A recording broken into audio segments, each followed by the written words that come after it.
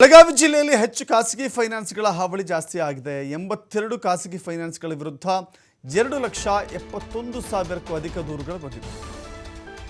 ನೋಡಿ, ದೂರುಗಳ ಸಂಖ್ಯೆ ಇದು. 82 ಖಾಸಗಿ ಫೈನಾನ್ಸ್ಗಳಿದ್ದಾವೆ. 2,71,000 ಜನ, ಹತ್ತತ್ರ 3 ಲಕ್ಷ ಜನ ದೂರು ಕೊಟ್ಟಿದ್ದಾರೆ. ಖಾಸಗಿ ಫೈನಾನ್ಸ್ನಲ್ಲಿ ಲಕ್ಷಾಂತರ ಹಣ ಠೇವಣಿ ಇಟ್ಟವರಿಂದ ಕಂಪ್ಲೇಂಟ್ ಇದು. ಬೆಳಗಾವಿ ಜಿಲ್ಲಾಧಿಕಾರಿ ಕಚೇರಿಯಲ್ಲಿ ಹಣ ಕಳೆದುಕೊಂಡವರಿಂದ ದೂರು. ಬೆಳಗಾವಿ ಕಾಕತಿ ಮಾಳಮಾರುತಿ ಪೊಲೀಸ್ ಠಾಣೆಯಲ್ಲಿ ಕೇಸ್ ದಾಖಲಾಗಿದೆ.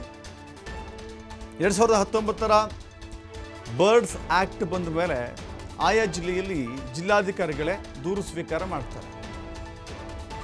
ಮೈಕ್ರೋ ಫೈನಾನ್ಸ್ಗಳಿಗೆ ಡಿಸಿ ಮೊಹಮ್ಮದ್ ರೋಷನ್ ಖಡಕ್ ಎಚ್ಚರಿಕೆ ಕೊಟ್ಟಿದ್ದಾರೆ.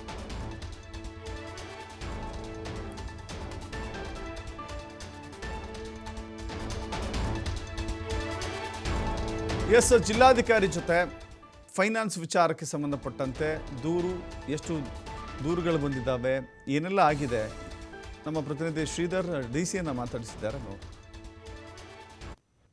ದಿನೇ ದಿನೇ ಈ ಒಂದು ಖಾಸಗಿ ಫೈನಾನ್ಸ್ಗಳಿಂದ ಆಗಿರ್ಬೋದು ಮತ್ತು ಮೈಕ್ರೋ ಫೈನಾನ್ಸ್ಗಳಿಂದ ಸಾಕಷ್ಟು ಜನ ವಂಚನೆಗೊಳಗಾಗ್ತಾ ಇದ್ದಾರೆ. ಅದರಲ್ಲೂ ಕೂಡ ರಾಜ್ಯದಲ್ಲಿ ಅತಿ ಹೆಚ್ಚು ವಂಚನೆ ಪ್ರಕರಣಗಳು ಬೆಳಕಿಗೆ ಬಂದಿರತಕ್ಕಂಥದ್ದು ಬೆಳಗಾವಿ ಜಿಲ್ಲೆಯಲ್ಲಿ.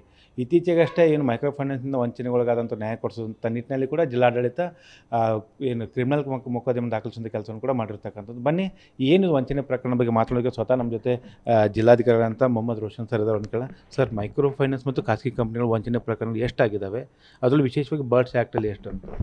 ಯಾವಾಗಲೂ ನಾವು ಏನಾದರೂ ಸಾಲ ತಗೋಬೇಕು, ಏನಾದರೂ ಡಿಪಾಸಿಟ್ ತೊಗೊಂಡು ಸಾಲ ತಗೋಬೇಕು, ಡಿಪಾಸಿಟ್ ಕೊಡಬೇಕಂದ್ರೆ ನಾವು ಎಲ್ಲರೂ ಯಾಕೆ ಮಾಡ್ತೀವಿ? ಇಂಟ್ರೆಸ್ಟ್ ಸಿಗುತ್ತೆ, ನಮ್ಮ ಕಡೆ ಜಾಸ್ತಿ ದುಡ್ಡಿದೆ ಅಂದರೆ ಅದರ ಮೇಲೆ ನಮಗೆ ಇಂಟ್ರೆಸ್ಟ್ ಸಿಗಲಿ ಅಂತ. ಇಡೀ ದೇಶದಲ್ಲಿ 10-15% ಮೀರಿ 10% ಮೀರಿನೂ ಯಾರು ಇಂಟ್ರೆಸ್ಟ್ ಕೊಡಲ್ಲ. ಮೈಕ್ರೋ ಫೈನಾನ್ಸಲ್ಲಿನೂ ನೀವು ನೋಡಿದಿರಂದರೆ, ನೀವು ಸಾಲ ತಗೊಳ್ಳುವಾಗ ಅಲ್ಲಿ ಒಂದು ಲಿಮಿಟೇಷನ್ ಇದೆ, 24% ಏನೋ ಲಿಮಿಟೇಷನ್ ಇದೆ. ಅದನ್ನು ಮೀರಿ ಅವರು ಇಂಟ್ರೆಸ್ಟ್ ತೊಗೊಳ್ಲಿಕ್ಕಿಲ್ಲ. ಈ ನಂಬರ್ಸ್ನು ಸ್ವಲ್ಪ ಎಲ್ಲರೂ ನೆನಪಿಟ್ಕೋಬೇಕು. ಯಾರಾದರೂ ಬಂದು ನೀವು ಸಾಲ ತಗೊಳ್ಳಿ, ಆ ದುಡ್ಡು ನಮಗೆ ಕೊಟ್ಬಿಡಿ, ನಾವು ರಿಯಲ್ ಎಸ್ಟೇಟಲ್ಲಿ ಹಾಕ್ತೀವಿ, ನಿಮಗೆ 30% ಇಂಟ್ರೆಸ್ಟ್ ವಾಪಸ್ ಕೊಡ್ತೀವಿ ಅಂತ ಹೇಳಿದ ತಕ್ಷಣ ನಾವೆಲ್ಲರೂ ಸ್ವಲ್ಪ ಅವೇರ್ ಆಗಬೇಕು.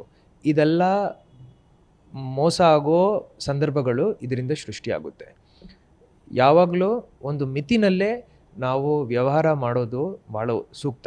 ಮಹಿಳೆಯರನ್ನ ಆವಾಗ ನನ್ನ ಕಡೆ ಬಂದಾಗ ನಾನು ಅದೇ ಅವ್ರನ್ನ ಕೇಳಿದ್ದೀನಿ, ಈಗ ಇದು ವೈಯಕ್ತಿಕ ವಿಚಾರ, ಮೈಕ್ರೋ ಫೈನಾನ್ಸ್ ಹಾಗೂ ಆ ವ್ಯಕ್ತಿ ಮಧ್ಯದಲ್ಲಿ ವಹಿವಾಟಾಗಿದೆ.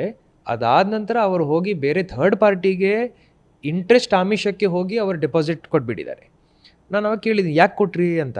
ಅವ್ರ ತಕ್ಷಣ ಅಲ್ಲ, ನಮಗೆ ಜಾಸ್ತಿ ಇಂಟ್ರೆಸ್ಟ್ ಕೊಡ್ತೀನಿ ಅಂತ ಹೇಳಿದರು, ಹಾಗೂ ನಾವು ನಮ್ಮ ಇಡೀ ಸಾಲವನ್ನು ತೀರಿಸ್ತಾರಂತ ಹೇಳಿದರು, ಅದಕ್ಕೋಸ್ಕರ ನಾವು ಮೋಸಗೊಂಡಿದ್ದೀವಿ ಅಂತ ಅವರೇ ಒಪ್ಕೊಂಡಿದ್ದಾರೆ.